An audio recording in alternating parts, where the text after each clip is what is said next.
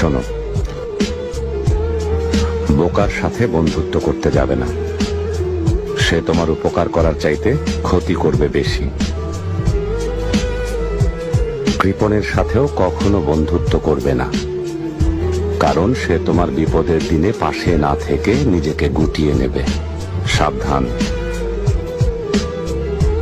কোনো পরনিন্দাকারীকেও নিজের বন্ধু বানিও না, কারণ সে নিজের প্রয়োজনে তোমাকে ব্যবহার করবে। আর সেই সাথে মিথ্যাবাদীর সাথেও কখনো বন্ধুত্ব গড়ে তুলবে না,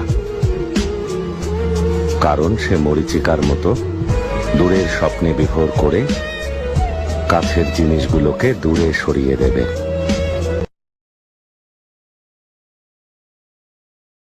শোনো, বোকার সাথে বন্ধুত্ব করতে যাবে না।